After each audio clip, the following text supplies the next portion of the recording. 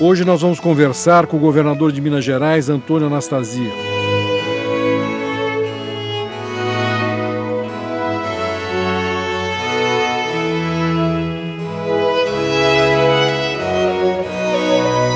O mineiro Antônio Anastasia é um especialista na formulação e gestão de políticas públicas. Professor e mestre de Direito Administrativo, ele está na vida pública há mais de 25 anos. Anastasia começou na Fundação João Pinheiro, órgão de estudos estatísticos do governo de Minas Gerais. No início dos anos 90, ocupou as pastas da Cultura e Recursos Humanos e Planejamento, na gestão do governador Hélio Garcia. Em 95, foi nomeado secretário executivo do Ministério do Trabalho, no governo do presidente Fernando Henrique Cardoso. Depois, foi nomeado ministro. Em 99, assumiu a Secretaria Executiva do Ministério da Justiça, atuando diretamente nas políticas de combate às drogas e ao crime organizado. Em 2001, de volta a Minas Gerais, Antônio Anastasia ajudou ao então candidato a governador Aécio Neves a elaborar um inovador programa de gestão pública, capaz de recuperar o Estado da grave crise financeira em que se encontrava. Aécio foi eleito e Anastasia assumiu a Secretaria de Planejamento e Gestão, que recuperou as finanças de Minas e promoveu um dos maiores crescimentos econômicos entre todos os estados da federação. Em 2005, um novo desafio. Anastasia assumiu a área de segurança do governo mineiro para combater um vertiginoso crescimento da violência. Também com ações muito criativas, entre elas a integração das forças de segurança, ele conseguiu reduzir em mais de 45% os índices de criminalidade no estado. Em 2006, o reconhecimento. Anastasia foi escolhido para ser o vice-governador no segundo mandato do governador Aécio Neves e atuou, de novo com muito sucesso, na implantação da segunda fase do choque de gestão da era Aécio e que ficou conhecida como Estado para Resultados. Seguindo o caminho natural da política, em 2010, Antônio Anastasia foi eleito em primeiro turno o governador de Minas Gerais. A minha conversa com o governador foi no Copacabana Palace, no Rio de Janeiro, e começamos falando de sua história. Nasci em Minas, na verdade, meu avô era italiano, daí meu nome um pouco diferente, Anastasia. Eu sou Antônio Augusto Júnior Anastasia. Meu avô veio da Itália para o Brasil no final do século XIX, radicou-se em Minas. Lá ele teve 11 filhos, um deles meu pai, que já nasceu em Belo Horizonte. Então nasci em Belo Horizonte, estudei em Belo Horizonte. Minha mãe é professora do estado, veio do sul de Minas, de uma família política, Silviano Brandão, da cidade de Pouso Alegre, no sul de Minas. E, portanto, eu sou bem mineiro mesmo, apesar da origem italiana, mas uns italianos já bem aclimatados ao clima mineiro. Quer dizer, tem um viés político na família, então. Por parte de mãe, a família de minha mãe sempre gostou muito de política, especialmente o pai dela, meu avô, chamado Augusto Maria Júnior, de quem eu herdei o Augusto. Agora, por parte de pai, não, a família já não tinha atuação política nenhuma. Agora, o senhor já nasceu em Belo Horizonte, passou infância, adolescência lá? Sim, infância e adolescência em Belo Horizonte. Claro que em Belo Horizonte eu nasci em 1961. Então, portanto, a infância na década de 60 e a adolescência na década de 70. O senhor fez escola pública?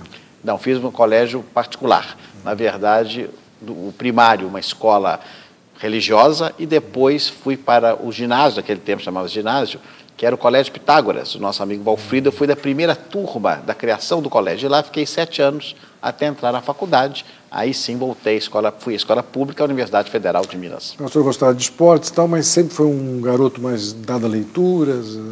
Sim, meu pai, Roberto, era um homem muito curioso. Ele não se formou, era comerciante, mas era um homem de muita curiosidade científica e gostava de enciclopédias, de literatura, e passou para os filhos. Eu e minhas 2 irmãs somos professores, todos universitários.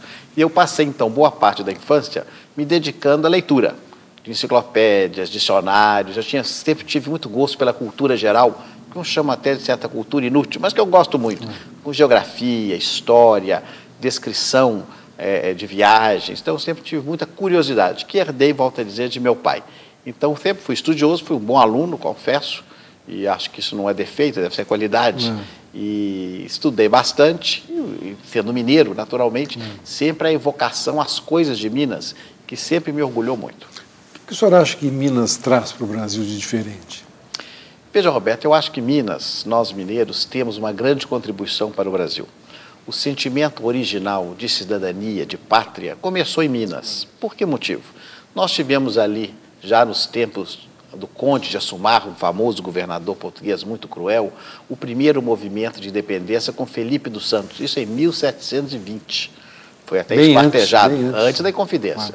Quase 70 anos depois, tivemos a Inconfidência, com Tiradentes, os grandes nomes da Inconfidência, que foram o primeiro movimento da independência. Mas mais do que a independência do Brasil, os Inconfidentes e Felipe dos Santos tinham a liberdade no sangue. Então, a ideia de liberdade, dos direitos cívicos, tem uma origem em Minas. E, a partir de então, Minas Gerais sempre participou de modo muito autêntico da história brasileira, nunca reivindicando supremacia, mando ou poder, mas sempre lutando pelo equilíbrio da federação, mas em especial por essas tradições políticas. Você veja o que aconteceu na Revolução de 30, na redemocratização, o Manifesto dos Mineiros em 43, depois tivemos a questão toda com Juscelino Kubitschek, um grande democrata, mesmo no tempo das revoltas militares contra ele, depois no movimento militar de 64, que Minas teve uma participação importante, e ao mesmo tempo com Tancredo, com a redemocratização. Então, em todos os momentos da vida nacional, você pode ver a participação mineira. Agora, o senhor falou a palavra federação, né? O Brasil é um país tão diferente, né? Quer dizer, tão igual por causa da língua, mas ao mesmo tempo tão diferente nas suas culturas regionais, né? Minas tem essa tradição muito forte cultural também, né? Muito. Na verdade, eu acho que o Brasil tem uma situação muito interessante. Dentre os chamados BRICS, que agora estão muito na moda, nós temos algumas grandes vantagens, porque nós temos uma identidade linguística, uma identidade religiosa, que a despeito de religiões diferentes, nós não temos conflitos, nem étnicos, nem de religião. E Minas Gerais tem uma tradição cultural muito forte, porque nós somos um estado, sob certo aspecto, o equilíbrio e o caleidoscópio do Brasil como um todo. Somos um estado mediterrâneo, no centro do Brasil, fazendo fronteira com vários outros estados. Um pouco de Nordeste. Um pouco de Nordeste, um pouco de Centro-Oeste, um pouco de Sudeste. Então, na realidade, Minas Gerais acaba sendo um grande apanhado das diversas regiões e qualidades do brasileiro. E nós, mineiros, somos um pouco ciosos dessas nossas tradições. Por não termos mar e por sermos um estado minerador na sua origem, somos um pouco desconfiados, não é? Diz a tradição e é verdade. O mineiro sempre desconfia um pouco, não é? Diz a pequena piada que o seguro morreu de velho, o desconfiado foi ao enterro, mas o mineiro ficou de longe olhando para ver o que tinha acontecido. Então, esse aspecto é verdadeiro, mas é um desconfiar com cautela, porque a cautela é importante dentro da visão mineira, porque nós não somos assodados, mas no momento que somos incomodados, aí é aquela frase famosa, né, que o mineiro dá o boi para não entrar na briga, mas a boiada para não sair dela. Difícil governar Minas?